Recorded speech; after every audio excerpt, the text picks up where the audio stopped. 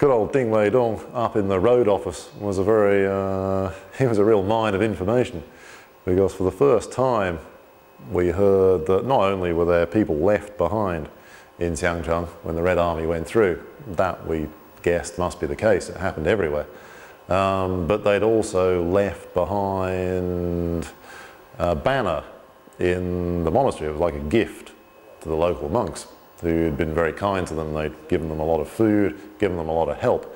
So I'd never even heard about this, and I'd done a lot of Long March research, and I'd talked to a lot of people who knew about this, and none of them had ever mentioned it.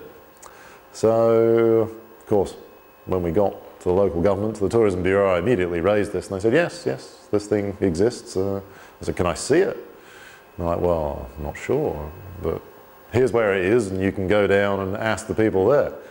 So we did, and it turns out to be hidden in the Danganju, the file office, and it took quite a bit of persuading for the people in charge there to actually get this out and show us. But when they did, I was really staggered, because I've been thousands and thousands of miles around China on the Long March Trail looking for things just like this, and here was this one thing which was pretty much the same as the item that's in the military museum that's so famous, and it was just hidden away in this little county government office.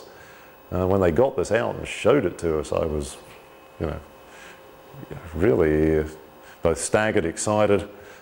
Relics I think we've ever seen on the Long March. This is the original work signed by Xiao Ke, Wang Zhen, Zhang Ziyi, all the leaders of the 6th Army Group, and given to the leaders at the monastery here in Xiangcheng, and beautifully preserved. It's really remarkable. I didn't even know this existed. I'd never heard about it in Beijing. You always feel a bit guilty about even touching these things. It's really, they're so old and they should be behind glass or protected somehow, and this thing was just rolled up in a cardboard tube and then laid out on the floor for us to look at and take photos of.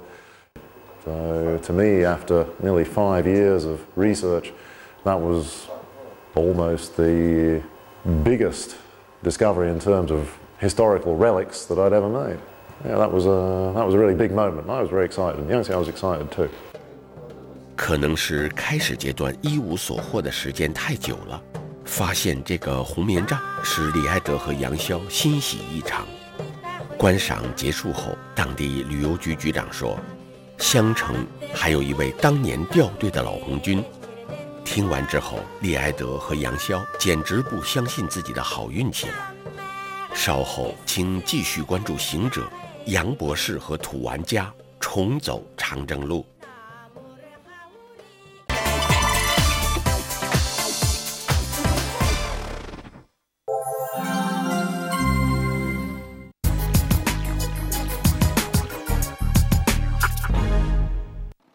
为见证这段辉煌的历史，英国人李埃德断断续续用了5年的时间，行走在中国工农红军70年前走过的路上。这5年来，他试图寻找沿途的老人们对长征的记忆，寻找红军以往留下的历史文物，但从未发现过规格如此之高的长征文物。喜悦的心情自然是无以言表。而就在这时，又传来了一个好消息。旅游局的东登局长他说，我们现在在世的流落老红军都没有了，都已经去世了。那红军后代还能找到一位，就在县城里。We were at this man's house while he takes his dog to one side, lets us into his home. That's where we stayed for the rest of the afternoon. This man, Nima, he was probably only in his 50s. His father, sadly, long since dead. But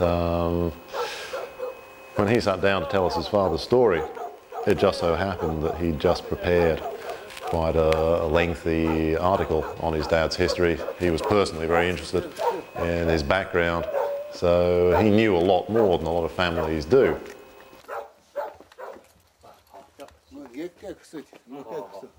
刚参加工作参加那个参军的时候14岁，跟到红路军团到了云南来，到云南他在那儿修整了，修整的话那就大土豪，就要准备放这个大雪上。